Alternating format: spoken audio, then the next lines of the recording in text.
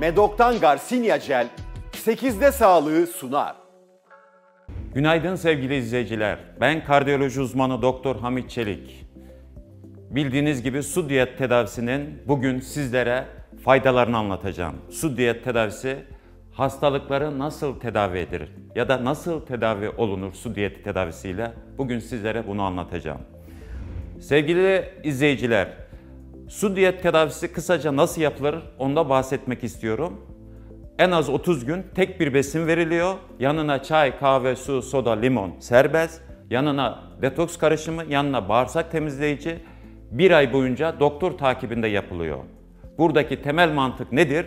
Vücudun otofaz sistemini 3. günden itibaren 30. güne kadar aktif tutup vücudu çöplerde, toksinlerde, ağır metallerde, artık maddelerde temizlemek.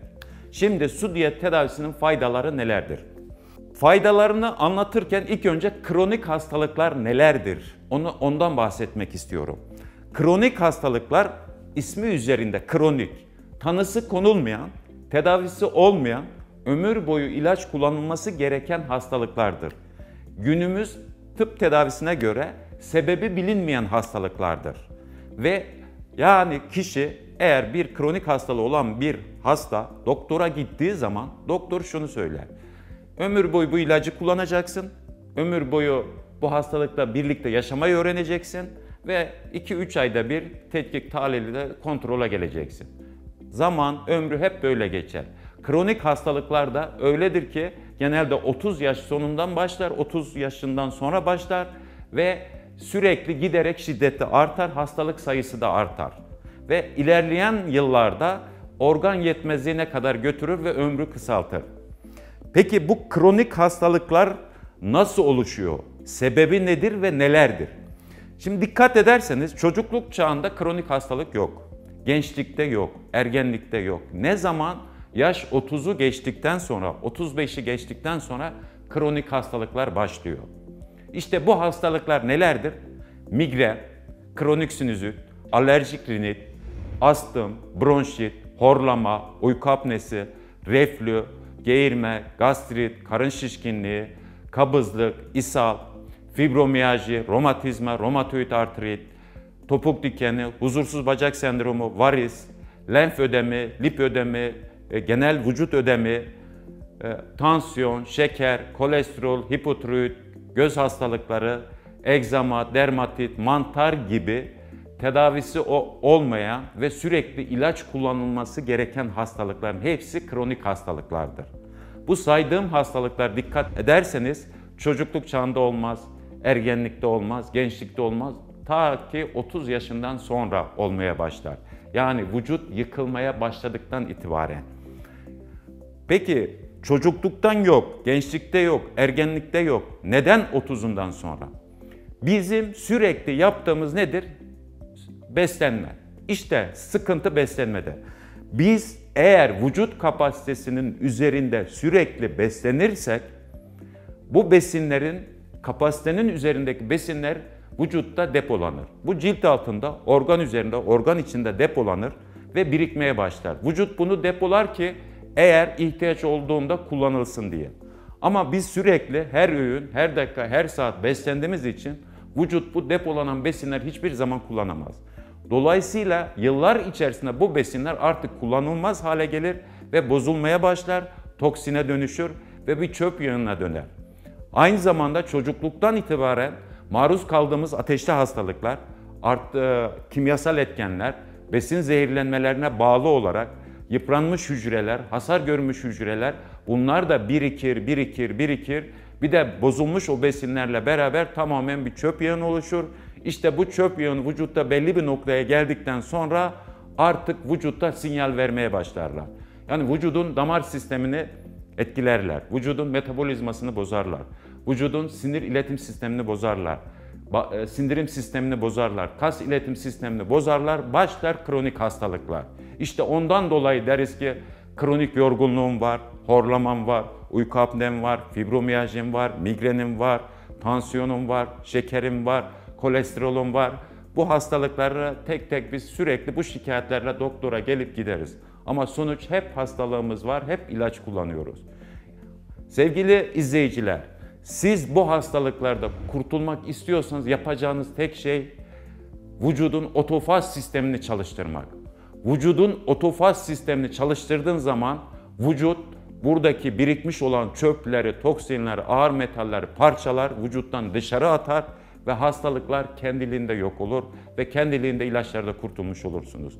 Onun için eğer siz bir ay su diyeti tedavisi yaptığınız zaman, tek besinle beslendiğiniz zaman günde 300 gramın altında besin almış oluyorsunuz ve vücudun otofaz sistemi 3. günden itibaren başlıyor. Hem bağırsak yoluyla, hem terleme yoluyla, hem solunum yoluyla, hem cilt yoluyla sürekli o çöpleri, o toksinleri parçalayıp dışarı atıyor. 30. güne yaklaştığı zaman vücut %90-95 oranda bu çöplerde temizleniyor ve kronik hastalıkların sebebi olan bu çöpler ortada kalktığı için hastalıklar da kalıcı bir şekilde kendiliğinden iyileşiyor. Ve siz de kendiliğinde ilaçları bırakmış oluyorsunuz. Artık sağlıklı bir hayatınız oluyor. Aynı zamanda bu süre içerisinde de yaklaşık 8-10 kiloda zayıflamış oluyorsunuz ve ideal vücut kilosuna geliyorsunuz ve gayet sağlıklı bir hayatınız oluyor. O nedenle eğer siz kronik hastalıklarda kurtulmak istiyorsanız ve hastalıklar bir daha da bu kronik hastalıklara yakalanmak istemiyorsanız mutlaka vücut kapasiteniz kadar beslenmeniz gerekiyor. Bu kapasitede tekrar ediyorum kişilere göre değişir ama en az 400 gram, en fazla 500 gram günlük besin almaktır. Evet sevgili izleyiciler, su diyeti tedavisi siz 30 gün yaptığınız zaman hem kronik hastalıklarınız iyileşecek, hem ideal kilonuza geleceksiniz, hem de vücudunuzun kapasitesi kadar beslenmeyi öğrenmiş olacaksınız ve bu kronik hastalıkların tamamen beslenmeye bağlı olduğunda öğrenmiş olacaksınız. O nedenle mutlaka vücut kapasitesi kadar beslenmeyi öğrenmeliyiz. Sevgili izleyiciler, az önce de saydığım gibi kronik hastalıklar tekrar ediyorum. Migrenin, sinüzitin, astımın, bronşitin, reflünün, geğirmenin, gastritin, karın şişkinliğin, kabızlığın, ishalin, fibromiyajinin, romatizmanın, romatoid artritin, topuk dikeninin, huzursuz bacak sendromunun, varisin, lenfödemin, lipödemin, tansiyonun, şekerin, egzamanın, mantarın, cilt hastalıklarının, göz hastalıkları, tiroid hastalıklarının nedeni vücutta birikmiş olan çöplerdir. Bu çöplerin asıl nedeni nedir? Vücut kapasitesinin üzerinde beslenmeniz ve bu beslenmeye bağlı bu fazla besinler vücutta birikiyor. Yıllarca kullanmadığınız için bunlar çöpe dönüyor, toksine dönüyor ve hem damar sistemini, hem sinir iletim sistemini, hem kas iskelet sistemini etkileyerek kronik hastalıklara neden oluyor. O nedenle eğer kronik hastalıklarda kurtulmak istiyorsak vücudumuzun otofaz sistemini çalıştırmak zorundayız. O zaman vücudun otofaz sistemi çalışırsa ve bu birikmiş vücuttaki çöpler, toksinler temizlenir, kronik hastalıklar da yok olur. O nedenle mutlaka beslenmemize dikkat etmeliyiz. Vücut kapasitemiz kadar beslenmeliyiz ve onun dışına çıkmayacağız sevgili izleyiciler. Sevgili izleyiciler, bugün sizlere kronik hastalıkları nedir, sebepleri nelerdir onları anlattım. Ve su diyet tedavisi kronik hastalıklar nasıl tedavi edilir onu anlattım.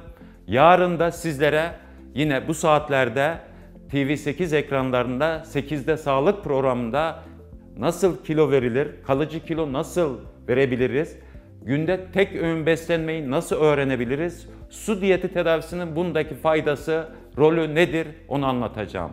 Yarın görüşmek üzere, sağlıcakla kalın. Beni izlemeye devam edin. Medok'tan Garcinia Jel 8'de sağlığı sundu.